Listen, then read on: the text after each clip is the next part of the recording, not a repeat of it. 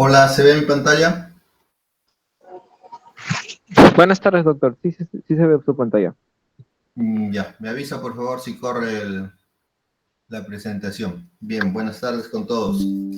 Me toca la clase de hidrocefalia. Es una clase en realidad un tanto corta porque los conceptos sobre hidrocefalia en los últimos tiempos no han cambiado, básicamente. Así es que vamos a empezar. ¿Está corriendo la presentación? Sí, doctor, sí está corriendo. Ok.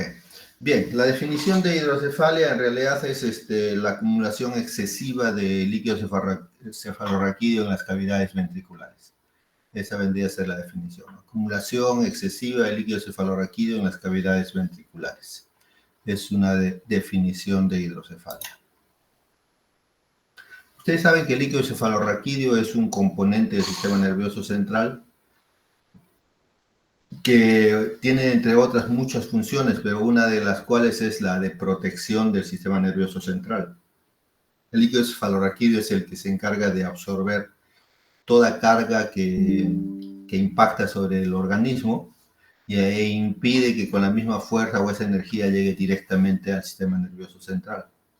Por decirlo, es un amortiguador hacia el sistema nervioso central, ¿no? Pero si el líquido cefalorraquídeo se acumula en forma excesiva, esa función queda rota y más bien va a hacer que se dilaten los ventrículos, se comprima en forma radial los ventrículos y cause lesiones que pueden ser permanentes o puede causar inclusive la muerte, ¿no? Entonces, por eso es importante que conozcamos esta patología. Para entender cualquier enfermedad es importantísimo conocer su fisiopatología. Si no se conoce la fisiopatología, no se puede individualizar el problema en cada paciente. Entonces, para conocer sobre hidrocefalia, sobre la fisiopatología de la hidrocefalia, debemos saber cuál es la dinámica del líquido cefalorraquídeo y cuál es la anatomía del sistema ventricular. Ambas cosas que ustedes deben conocerla bastante bien, pues estudios de anatomía y fisiología, ¿no? Un recuerdo de la anatomía del sistema ventricular. Estas son cavidades que se encuentran dentro de la cavidad craneal. Dentro de la cavidad craneal.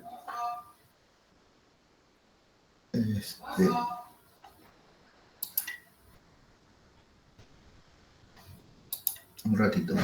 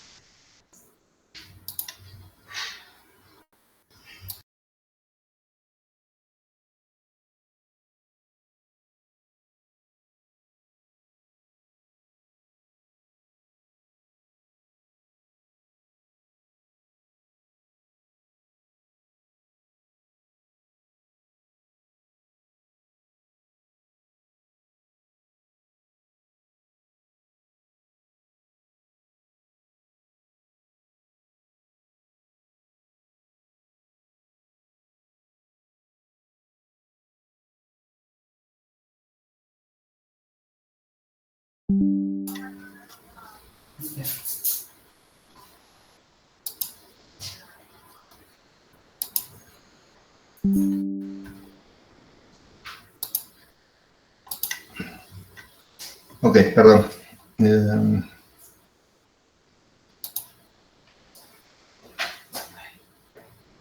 Perdón.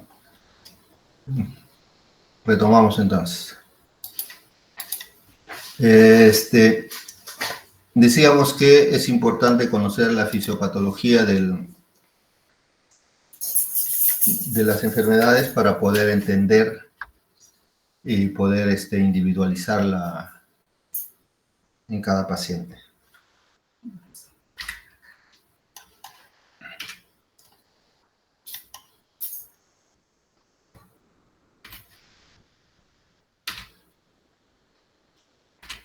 En cuanto a la anatomía, entonces decíamos,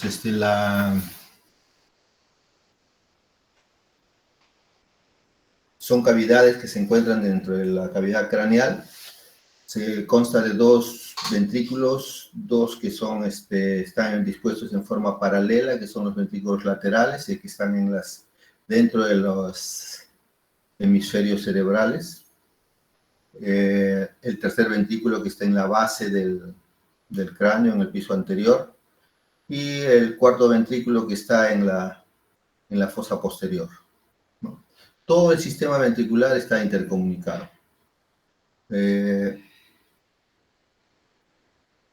Los ventrículos laterales se comunican con el tercer ventrículo a través del agujero de Monro, y el tercer ventrículo se comunica con el cuarto ventrículo a través del acueducto de Silver.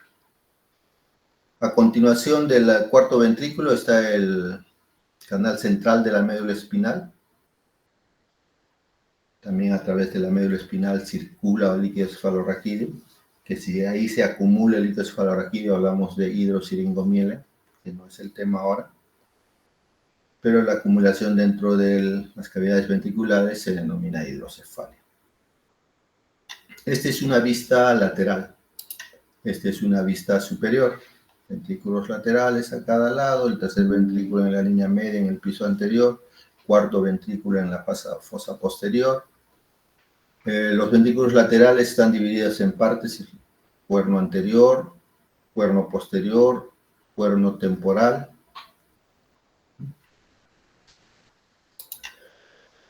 Muy bien. Eso en cuanto a la anatomía del sistema ventricular, que sería bueno leer una repasada a su anatomía. Por otro lado, la dinámica del líquido cefalorraquídeo, debemos saber que el líquido cefalorraquídeo se produce en los plexos coroideos de los ventrículos cerebrales. O sea, dentro de los ventrículos cerebrales están los plexos coroideos. Estas son unas estructuras a medida de velocidades que están bastante vascularizadas, ¿no? Esta es una visión a través de una endoscopía cerebral dentro del ventrículo, y esto de acá son los plexos coroideos. Este de acá abajo es un corte de anatomía patológica, constituyen los plexos coroideos, ¿no? Un concepto importante que debemos tener para entender la fisiología del líquido cefalorraquídeo es que se produce a un débito estable. Se habla que es un promedio entre 21 mililitros por hora. O sea, cada hora se están produciendo en promedio 25 mililitros. Esta cantidad de producción va a ser siempre igual. O sea, en cada persona es diferente. En unos serán 20, en otro 21, en otro 22. Pero en esa persona todo el tiempo va a ser la misma cantidad, ya sea durante la niñez o la adultez.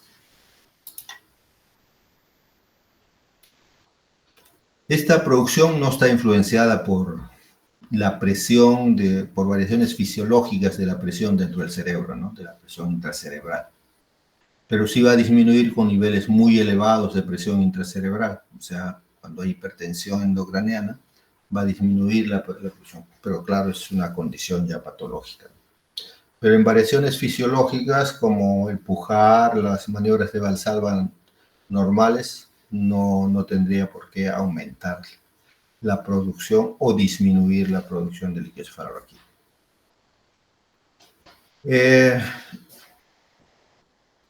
Esta producción es un fenómeno activo.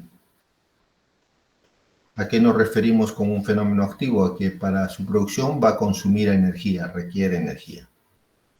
Por lo tanto, puede ser influenciado por depresores del metabolismo como son la acetazolamida y la furosemida. Son inhibidores de la monoaminoxidasa.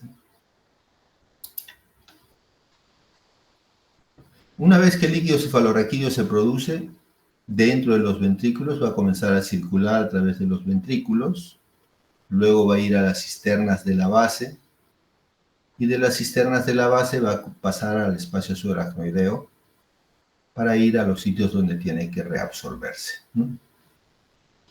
Entonces hay una circulación constante del líquido cefalorraquídeo. Esta circulación va a estar marcada por el flujo pulsátil del corazón, ¿no? Se va a ir en el ritmo del corazón, va a circular este líquido cefalorraquídeo.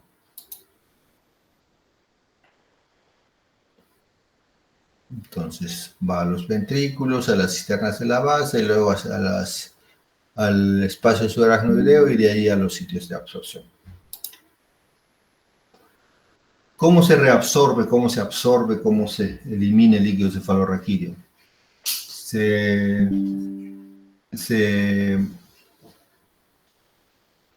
reabsorbe en los senos venosos. Los senos venosos son estructuras muy particulares y especiales del sistema de drenaje venoso del cerebro, ¿no? O sea, todas las venas colectan y van a desembocar en los senos venosos. Los senos venosos son estructuras que están formadas por un repliegue de la dura madre, y es allí donde, al colectar en las venas, desembocan en esas estructuras. Por eso hay varios senos venosos dentro del cerebro: el seno sigmoide, el seno recto, el seno longitudinal superior, una serie de senos por donde desemboca la colección de sangre venosa. Es allí donde también se va a reabsorber el líquido cefalorraquídeo. Pero para la reabsorción ya más bien se va a dar un fenómeno pasivo, ¿no?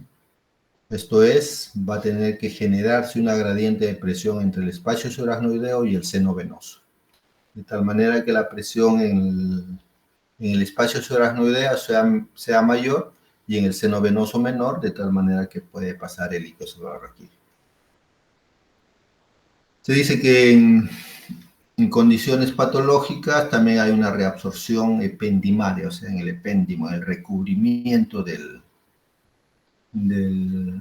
los ventrículos. Pero esto solo se da en condiciones patológicas, ¿no? Hay unas estructuras que facilitan el pase desde el espacio subaracnoideo hacia el seno venoso, que se llaman vellosidades aracnoideas de Pacchioli. Están repartidas a lo largo de todos los senos venosos y eso facilita que pase el líquido cefalorraquídeo del espacio subaracnoideo al seno venoso. Entonces, esa es la dinámica y la anatomía del líquido cefalorraquídeo. Entonces, 3 puntos importantes. La producción de líquido cefalorraquídeo se da a un débito constante. Su producción consume energía. La reabsorción es un fenómeno pasivo. Se dice que la producción es un fenómeno químico y la reabsorción es un fenómeno físico, ¿no? Entonces, hay que teniendo en cuenta y conociendo esta dinámica del líquido cefalorraquídeo, nosotros podemos decir que la hidrocefalia puede producirse por 3 mecanismos. Esta es una clasificación pedagógica, ¿no? Puede haber otras formas de explicarlo, pero hemos tomado esta. Un mecanismo es la hiperproducción del líquido cefalorraquídeo. Otro mecanismo, aumento de la resistencia o aumento o obstáculo en la circulación del líquido cefalorraquídeo. Aumento de la resistencia o obstáculo de la circulación del líquido cefalorraquídeo. Y por último, aumento de la resistencia a la absorción por aumento de la presión venosa. La inmadurez cerebral se dice que también produciría falta de absorción, pero no ha sido probado hasta la fecha, ¿no? Esto mucho tiempo ya se lleva postulando eso, pero no está probado. Muy bien, explicamos cada mecanismo. Primer mecanismo, hiperproducción de líquido cefalorraquídeo. Esto se debe casi exclusivamente a la presencia de tumores del plexo coroideo. En el plexo coroideo pueden darse 2 tipos de tumores, o papilomas o carcinomas. Estos tumores son de presentación extremadamente rara, muy raro que hay neurocirujanos que nunca han visto un papiloma o un carcinoma de plexo coroideo, ¿no? Lógicamente, si hay un tumor que se que se reproduce o unas células que se reproducen en forma descontrolada y están preparadas para producir líquidos cefalorraquídeos, su reproducción descontrolada va a hacer que se produzca también mucho líquido cefalorraquídeo. Y entonces es ahí como se forma la hidrocefalia, ¿no? Se dice que la hipervitaminosis A también puede explicar una hiperproducción de líquido cefalorraquídeo. Mecanismo realmente que yo en toda mi vida profesional nunca he visto, ¿no? Se haya demostrado que hay hipervitaminosis A y que tenga hidrocefalia. Entonces, este mecanismo es de presentación bastante raro. Siguiente mecanismo, obstáculo o aumento de la resistencia en la circulación del líquido cefalorraquídeo, ¿no?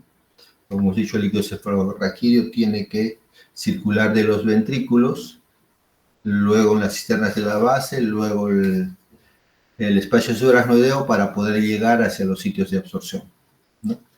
Este mecanismo es el de la mayoría de las hidrocefalias, el mecanismo que más frecuentemente se da, ¿no? Es tan frecuente y es tanta la presentación que inclusive está clasificado. Hay dos tipos de hidrocefalia según donde esté el obstáculo. Si el obstáculo está dentro del ventrículo, se llama que la hidrocefalia es no comunicante. Obstáculo dentro del ventrículo, hidrocefalia no comunicante. Y si el obstáculo está fuera de los ventrículos, se llama hidrocefalia comunicante, ¿no? Es importante conocer bien este concepto y saber de qué se trata, porque esto tiene injerencia finalmente en el tipo de tratamiento que se va a dar al paciente, ¿no? Y el tercer mecanismo, aumento en la presión venosa sinusal. O sea, si hemos entendido que para que se reabsorba el líquido cefalorraquídeo se necesita un gradiente de presión en el que en el espacio subaracnoideo la presión es más alta, y en el espacio y en la vena la presión es menor. Si esto se invierte, se aumenta la presión dentro del seno venoso, lógicamente el líquido no va a pasar, ¿no? Ahora, ¿por qué se puede dar un aumento de la presión venosa? Son episodios también bastante raros. Podría ser por una trombosis venosa que se puede dar en el cerebro. Es de muy rara presentación, que puede estar asociada a traumatismo encefalocraniano. O también a infecciones faciales, ¿no? Se llamaba el triángulo de la muerte, que está todo alrededor de la pirámide nasal. Infecciones en ese nivel pueden dar una trombosis venosa cerebral. Pero esto ya no se ve ahora desde que ya se usan los antibióticos. Más antes de eso era posible ver esos cuadros de trombosis venosa por infección facial. Muy bien. La hidrocefalia se da en fases. Hablamos de una fase de inicio, cuando el líquido cefalorraquídeo comienza a acumularse y no tenemos aún manifestaciones clínicas. Eso es porque el cerebro activa mecanismos de compensación que son ocupando los espacios, las cisternas, ocupando los surcos, poniendo en prueba su elasticidad y su plasticidad del cerebro. Entonces, en una fase de inicio ya hay aumento del líquido cefalorraquídeo, pero no hay manifestaciones clínicas. Luego viene la fase aguda, en que se rompe este equilibrio que hay y comienzan a aparecer las manifestaciones clínicas, ¿no? Ya se vence todos estos mecanismos de compensación que tiene el cerebro. Pues estamos en la fase aguda. La fase aguda es un estado de emergencia en el que se puede producir ya daño permanente o la muerte del paciente. Por eso debe manejarse como una emergencia y tratar inmediatamente una hidrocefalia en fase aguda. Algunas de las hidrocefalias no evolucionan hacia la hipertensión intracraneal terminal, sino que tienden a volverse crónicas, donde va a coexistir una presión aparentemente normal y la dilatación de los ventrículos, ¿no? Se pasa a la fase crónica. El problema es que no se sabe en qué casos va a ir a la fase crónica y cuáles van a producir lesión permanente o la muerte, ¿no? Entonces, por eso en la fase aguda debe tratarse como una emergencia. Muy bien. La etiología, en cuanto a etiología, ¿cuál es la causa de las hidrocefalias? La etiología, la causa que produce hidrocefalia, pues son muy, muy numerosas, ¿no? Entonces, también en afán pedagógico las hemos dividido en causas prenatales, o sea, las hemos dividido según la edad.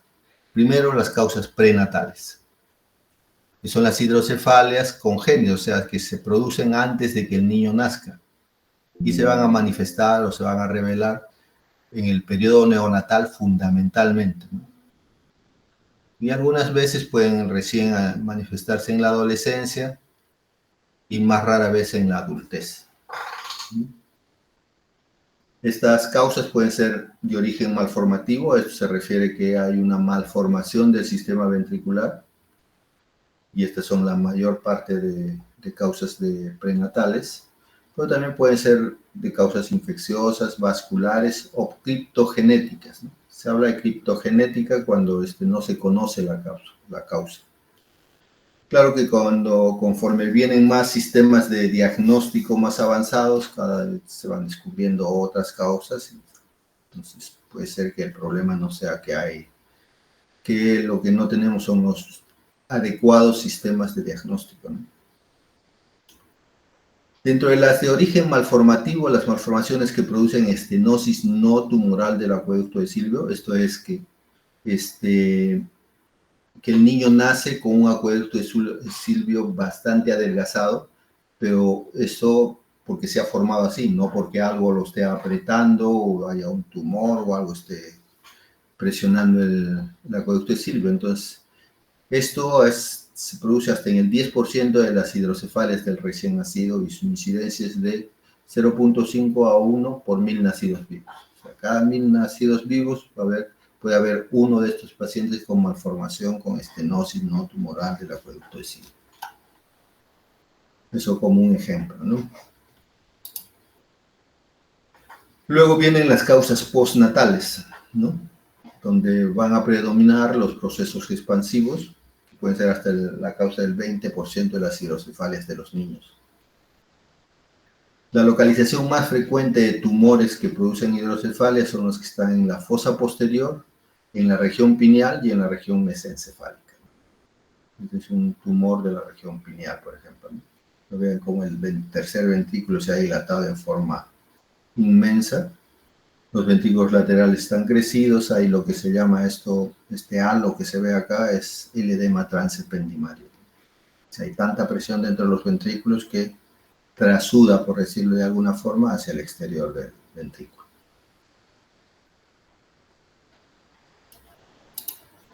Y luego tenemos las causas en el adulto, ¿no?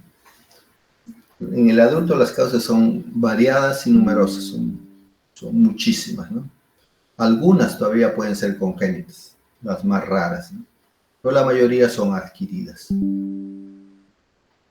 Y acá podemos hacer 4 grupos de causas: las causas hemorrágicas, las causas inflamatorias, las causas traumáticas y las causas neoplásicas. Las hemorrágicas están más dirigidas a la ruptura de un aneurisma intracraneal. ¿Cómo explicamos esto? Los aneurismas generalmente están en la base del cerebro, en el polígono de Willis.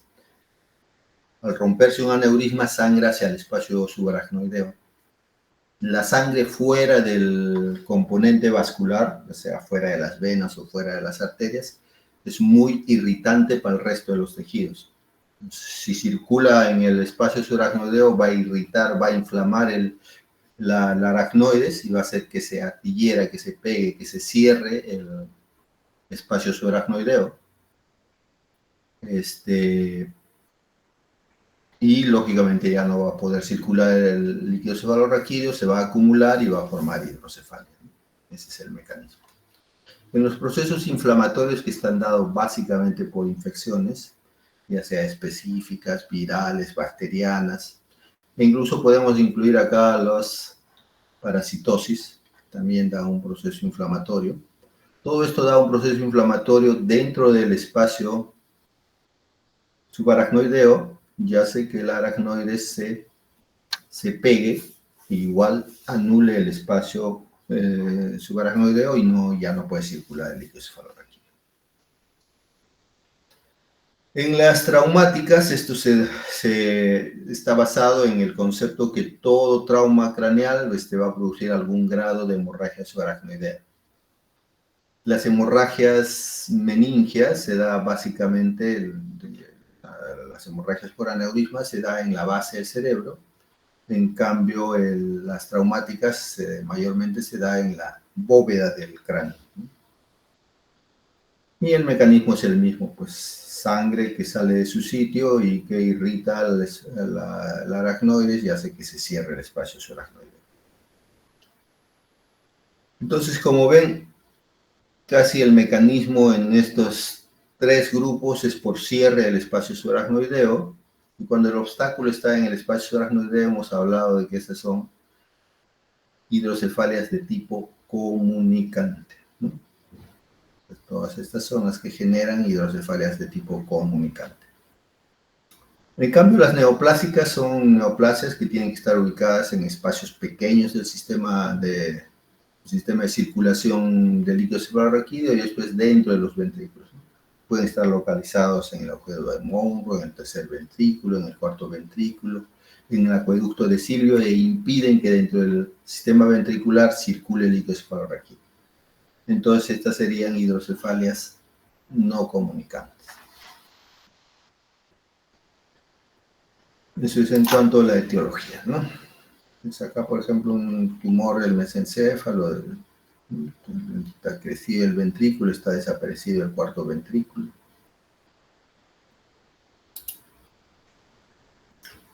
Muy bien.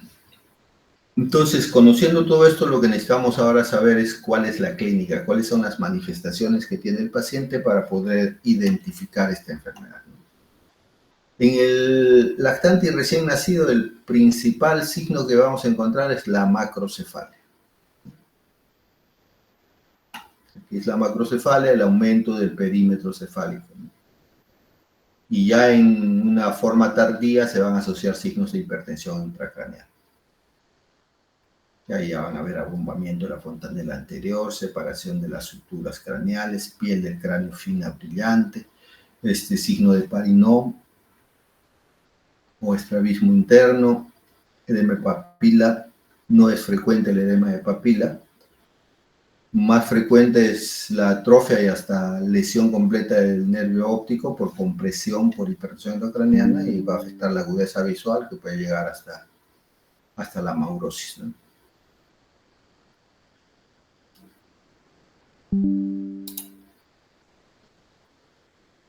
Ustedes cuando ven un niño en esta condición, seguramente hasta el portero va a decir, ese niño tiene hidrocefalias. El diagnóstico no es nada difícil, pero no se debe esperar a llegar a esta condición para hacer el diagnóstico de hidrocefalia, ¿no? El paciente probablemente ya está con hipertensión intracraneal, ¿no? Es un niño irritable, seguramente por cefalea, es vomitador, por eso está desnutrido. En cambio, un niño, por ejemplo, este niño tiene una malformación espinal, pero su paciente es eutrófico. Nosotros sabemos que si curamos o le resolvemos este mielomeningocele, el paciente muy pronto va a ser un hidrocefalia. Entonces se va controlando y se controla básicamente con el perímetro cefálico. Cuando el perímetro cefálico escapa del percentil normal, entonces ya tenemos alta sospecha que tiene una hidrocefalia, se hacen los controles correspondientes y se da el tratamiento que requiere y estos pacientes van a evolucionar bien. En cambio, este paciente, seguramente su masa cerebral ya está lesionada, ¿no? Entonces, importantísimo la medida del perímetro cefálico, que eso inclusive está indicado en el control del niño sano, ¿no? Todo niño sano se le debe hacer una medida del perímetro cefálico en su control. Eso es en el lactante o recién nacido, ¿no? En cambio, cuando en el niño, el cuadro predominante va a ser síndrome de hipertensión intracraneal. ¿Por qué se da esto? Porque ya en el niño se cierran las suturas. En cambio, antes de que se cierren las suturas, el cráneo es complaciente, se va distendiendo, abriendo, ¿no? Pero una vez que se han cerrado las suturas, ya va a haber un conflicto continente-contenido, ¿no? Y el niño va a pasar por todas las fases que puede dar la hipertensión intracraneal, cefalea, vómitos por la clásica triada hipertensión endocraniana, cefalea, náuseas y vómitos y edema de papila, y puede llegar hasta la triada de Cushing, de trastorno respiratorio, bradicardia, e hipertensión sistémica, que ya es un estado crítico, post-mortem a veces. Entonces, todo ese, ahí desde el paciente despierto, trastorno de conciencia, todo eso puede pasar en un niño con hidrocefalia, ¿no? Pero todas son manifestaciones de hipertensión intracraneal. Y en el adulto, igual va a ser síndrome de hipertensión intracraneal, es el cuadro clínico de la hidrocefalia. Esto quiere decir que toda hidrocefalia va a dar hipertensión intracraneal, pero no al revés. Toda hipertensión intracraneal no significa que sea solo una hidrocefalia, puede haber. Hay muchas otras más causas de hipertensión intracraneal. En toda hipertensión en toda hipertensión intracraneal, pero debemos poner como diagnóstico diferencial una hidrocefalia. Muy bien. Una vez que con la historia clínica, nosotros hemos hecho el diagnóstico de probabilidad de hidrocefalia, nosotros debemos pedir los exámenes auxiliares para comprobar o para negar la presunción diagnóstica que estamos haciendo. Y para esto el examen de elección es la tomografía, ¿no? Pero la tomografía solo nos dice que hay aumento en la cantidad de líquido cefalorraquídeo, pero no nos dice la causa de este aumento, ¿no? Algunos, por ejemplo, en este caso, este tipo de calcificación es algo sugerente de toxoplasmosis, ¿no? Pero para ratificar el diagnóstico, por ejemplo, aquí hay que hacer anticuerpos de toxoplasmosis, ¿no? Entonces, con eso podemos ya establecer la causa. Y así va a ser en todos los casos. Además de determinar que hay un aumento del líquido cefalorraquídeo, se debe tratar de determinar cuál es la causa de la hidrocefalia. Acá, por ejemplo, hay una hemorragia en la fosa posterior. ¿Qué otros exámenes vamos a hacer? Depende de la presunción diagnóstica que hagamos. Un anciano puede ser hipertensión intracraneal, puede ser el sangrado de una neoplasia. En un joven puede ser una malformación arteriovenosa, y según eso pediremos otros exámenes auxiliares para determinar cuál es la causa, ¿no? La resonancia sí nos sirve para ver si hay hidrocefalia, pero el examen de elección es la tomografía. Solo para saber que hay aumento del líquido cefalorraquídeo basta con una tomografía. La resonancia nos sirve, es muy útil para ver malformaciones del sistema ventricular. La ecografía transfontanelar también nos sirve para ver si hay acúmulo de líquido cefalorraquídeo. La iluminación transcraneal. Muy bien. Entonces, con todos esos exámenes auxiliares, nosotros podemos determinar que hay hidrocefalia y, en lo posible, determinar cuál es la causa de la hidrocefalia. Entonces, luego de eso, tenemos que ir al tratamiento. Frecuentemente, lo único que se trata solo es el síntoma, por decirlo de alguna forma. O sea, solo se trata el hecho de que se haya acumulado el líquido, pero no se trata la causa. La idea es que si uno debe atacar la causa de la hidrocefalia. Por ejemplo, si es un tumor, yo tengo que ir, sacar el tumor y hacer que la circulación del líquido cefalorraquídeo vuelva a circular como era antes, ¿no? O repermeabilizar una estructura que normalmente estaba abierta y que se ha cerrado, ¿no? Pero no siempre tampoco se puede eso. Por ejemplo, el espacio subaracnoideo que se cierre, hasta ahora no hay técnica que uno diga voy a volver a repermeabilizar el espacio subaracnoideo, ¿no? Entonces lo que se hace es llevar el líquido cefalorraquídeo a otro lado. El tratamiento es generalmente quirúrgico, hasta se puede decir casi exclusivamente quirúrgico. Puede haber tratamiento médico, pero este es temporal. Está basado en la acetazolamida y la furosemida, que son inhibidores de la anhidrasa carbónica. Pero este mecanismo es transitorio e ineficaz a largo plazo. Esto es porque como está basado en un inhibidor de la anhidrasa carbónica, o sea, un inhibidor de una cascada del metabolismo. Ustedes saben que el metabolismo se da en cascadas, y si una cascada no funciona, hay una cascada alternativa que reemplaza eso. Entonces eso es lo que pasa. En un momento alguien va a reemplazar la cascada que está siendo inhibida por la acetazolamida y la furosemida, y deja de funcionar este tratamiento médico. Entonces, en realidad no es algo que sea muy efectivo el tratamiento médico, y en la fase aguda no está indicado, ¿no? Como dijimos, la principal tratamiento es quirúrgico, y como alternativas tenemos las punciones lumbares. Uno puede punzar y sacar líquido cefalorraquídeo, pero esto solo se puede dar en las hidrocefalias comunicantes, ¿no? Si una punción lumbar me va a funcionar para tratar una hidrocefalia en una hidrocefalia comunicante. Ahora, las punciones lumbares lógicamente no son tratamientos definitivos, porque todo el tiempo tendríamos que estar haciendo una punción lumbar, porque se sigue produciendo líquido cefalorraquídeo. Entonces esto se puede utilizar como un tratamiento de urgencia, ¿no? La otra alternativa es sacar el líquido cefalorraquídeo del ventrículo hacia el exterior, se llama una derivación ventricular externa, cuyo principal problema es la posibilidad de infección, ¿no? Se dice que potencialmente toda derivación externa al quinto día ya está infectada. Entonces, si eso es un riesgo alto, dado que ustedes saben que el sistema nervioso central está en lo que se llama una urna dentro del organismo, eso es lo que está más protegido, y por eso se habla de una barrera hematoencefálica, ¿no? Pero cuando se hace esto, nosotros de un plumazo borramos esa barrera hematoencefálica, como lo comunicamos con el medio externo, y el riesgo de infección es alto.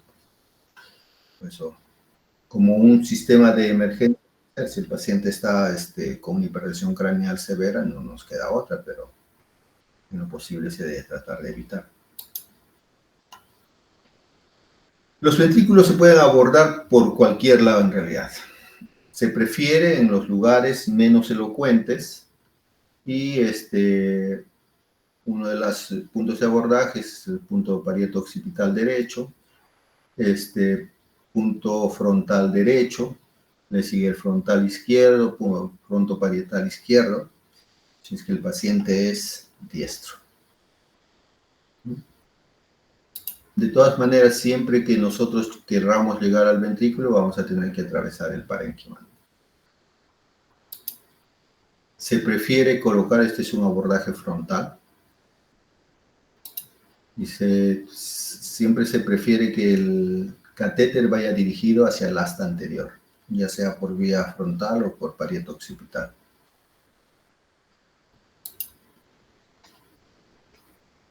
Y entonces el tratamiento definitivo son las derivaciones, ¿no?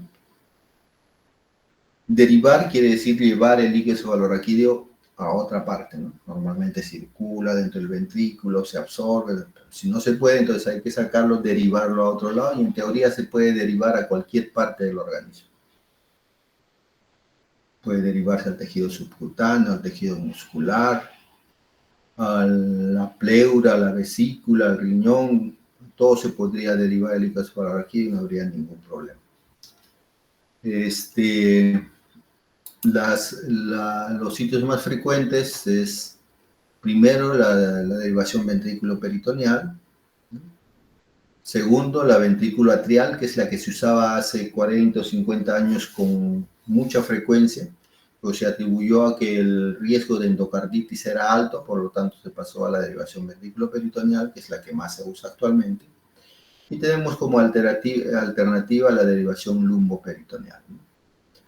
La derivación ventrículo-peritoneal va del ventrículo hacia la cavidad peritoneal, entra un catéter ventricular y se lleva un catéter peritoneal que va a ir por debajo del tejido subcutáneo hasta interiorizarse a nivel de la cavidad abdominal.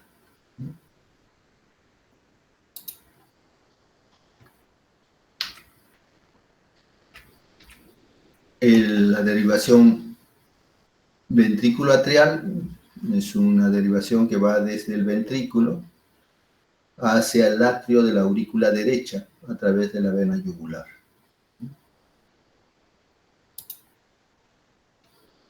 Entonces, vena yugular, atrio de la aurícula derecha.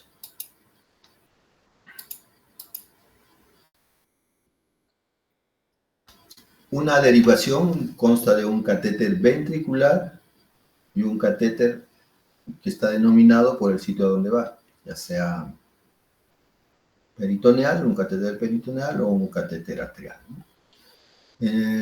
Además consta de un reservorio en el que se encuentran dos sistemas de válvula, un sistema antirreflujo, una válvula que impide que retorne el líquido cefalorraquídeo, y una válvula de presión, que es la que regula la cantidad de líquido cefalorraquídeo que sale.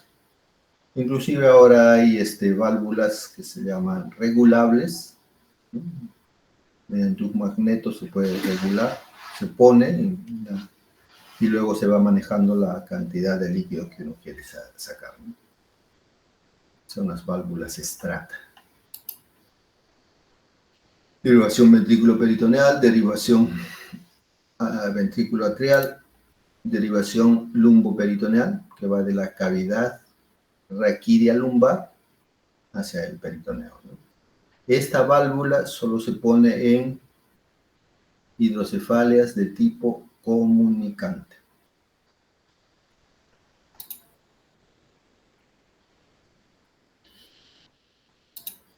Muy bien. Otras alternativas de manejo de la hidrocefalia recientes, no tan recientes ya tiene buen tiempo, es la tercer ventrículo-cisternostomía bajo control endoscópico. O sea, si ustedes hacen un esfuerzo de imaginación y suponen que esta imagen es una imagen en 3D, es que la parte que estoy señalando más externa está más hacia afuera, más adelante, que esta parte que la estoy señalando ahora es más profunda y esta todavía más profunda, ¿no? O sea, es una cavidad. Entonces, segundo círculo que les he señalado es el agujero de Monro, ¿no? O sea, han entrado al asta anterior, han pasado por el agujero de Monro y han llegado al piso del tercer ventrículo. Y el tercer ventrículo se rompe este piso que hay acá para que por ahí escape el líquido cefalorraquídeo. Esquemáticamente, ventrículo lateral por el cuerno anterior, agujero de Monro, tercer ventrículo, piso del tercer ventrículo, se rompe ahí, el líquido debe escapar por ahí para ir al espacio subaracnoideo. Lógicamente, esto solo se puede dar en las hidrocefalias no comunicantes, porque si estuviera cerrado el espacio subaracnoideo no tiene sentido sacar el líquido si no va a circular. Esa es la tercera ventriculostomía. ¿Preguntas? Doctor, disculpe, ¿cuándo se clasificaba una hidrocefalia complicada de una no complicada? Una complicada de una no complicada. Sí, cuando estaba hablando de comunicante y no comunicante, le escuché algo de complicado y hidrocefalia complicada y hidrocefalia nada más. O creo que le entendí mal. No me parece haber dicho en ningún momento eso, complicada y no complicada. Bueno, cualquier hidrocefalia en su tratamiento se puede complicar, pero una clasificación que me hable de hidrocefalia complicada y no complicada no hay. Ah, Hablamos de entonces hidrocefalia principalmente comunicante y no comunicante. Eso en las la única hidrocefalias. clasificación es eso, ¿no? ¿Cómo? Comunicante y no comunicante. Únicamente se clasifica así, ¿no? Así es, las hidrocefalias comunicantes y no comunicantes son las que están en el mecanismo de obstáculo en la circulación del líquido cefalorraquídeo. No comunicante, el obstáculo está dentro del ventrículo. Comunicante, el obstáculo está en el espacio subaracnoideo, fuera de los ventrículos. Gracias, doctor. Disculpe, me estaba equivocando. No hay problema. ¿Alguien más?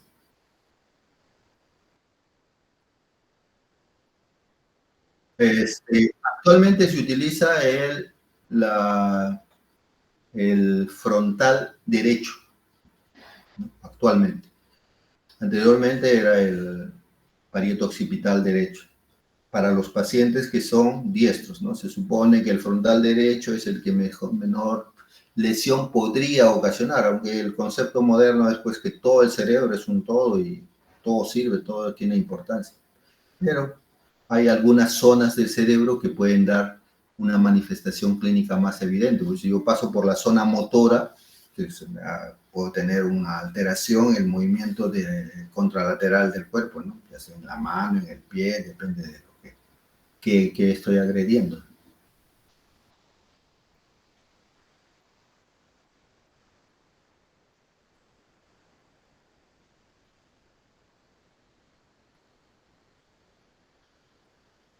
¿Cómo no entendí bien?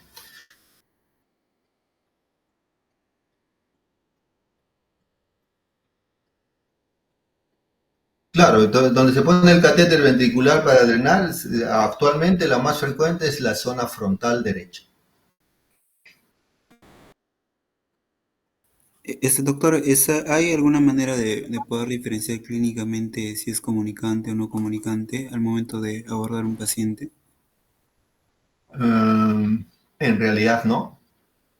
En realidad más es el estudio. O sea, si hago un estudio o una tomografía y veo que hay un tumor intraventricular, voy a decir este tipo este, no comunicante. Si no encuentro nada en los ventrículos, debo asumir que es una hidrocefalia de tipo comunicante. Pero Doctor, clínicamente no hay una diferenciación. doctor, en el caso de provincia, por ejemplo, hay también una hora prudente en la cual sí se pueda solucionar en el caso de estos pacientes que sufren, por ejemplo, traumas por accidentes por moto, doctor. A ver, ¿cómo entenderíamos esto? Las hidrocefalias por hemorragia subaracnoidea traumática son de instalación muy lenta. Inclusive no se dan en el momento del accidente. La sangre circula por el líquido y lo va cerrando progresivamente, entonces se va a ir instalando progresivamente. Hay hidrocefalias que aparecen una semana, 2 semanas, 3 semanas después. El indicador del tratamiento rápido son las manifestaciones clínicas de hipertensión intracraneal. Pacientes que tienen un TEC grave muchas veces comienzan a mejorar, y de pronto comienzan más bien a retroceder. Entonces uno considera una posibilidad que esté haciendo una hidrocefalia, le hace su control y efectivamente comienza. Hay una hidrocefalia que está aumentando lentamente. Las hidrocefalias por hemorragia subaracnoidea traumática son de instalación lenta. Ahora, lógicamente también depende de la cantidad de sangre que haya, ¿no? En las hemorragias subaracnoideas por aneurisma, si el sangrado es poco, la posibilidad de hidrocefalia va a ser baja o la instalación también va a ser lenta. Pero si hay un gran sangrado, un sangrado masivo, en muy poco tiempo va a ser hidrocefalia hipertensiva, ¿no? Por eso hay una clasificación de Fisher para las rupturas de aneurisma, en el que nos va a decir el riesgo de posibilidad de complicaciones por ese sangrado. Sí, doctor. Doctor, una pregunta final. Es que en un, es una situación particular en la cual tuve, bueno, no fue mi caso, pero sí de una persona conocida, el cual pues cayó de una moto y repentinamente hasta inclusive perdió la conciencia, pero eso habrá sido hace 5 años. Y hasta día de hoy, pues, bueno, yo en algún momento pensé que inclusive tendría un paro cerebral o algo así. Inclusive eso fue uno de los motivos por los cuales estudié medicina. Pero doctor, en este caso se tendría que realizar estudios el paciente o no sé, porque me llama la curiosidad de que finalmente no pudo complicarse en nada su caída tan brusca que tuvo en la cabeza, doctor. Bueno, el traumatismo encefalocraneano pues tiene un abanico muy grande de problemas, ¿no? Hay personas que se caen del 8º piso y no se hacen nada, y pacientes que se caen al borde de la vereda y se mueren. Entonces depende del tipo de trauma, del ángulo de trauma y de la lesión que ha ocurrido dentro del cerebro. Y eso es muy variado, o sea, muchas posibilidades, ¿no? Entonces hay que individualizar cada caso y saber exactamente de qué estamos hablando. O sea, hablar en general para el traumatismo encefalocraniano es muy difícil. Sí, sí, doctor. Gracias.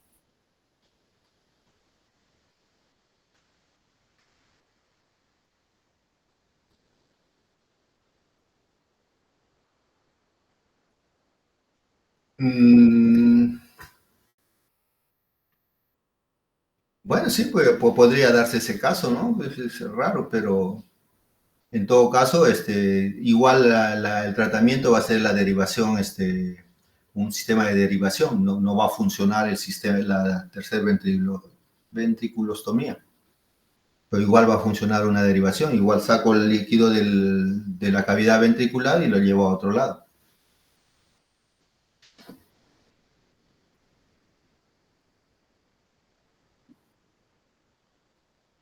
No, ahí optaría por una derivación. Ujú.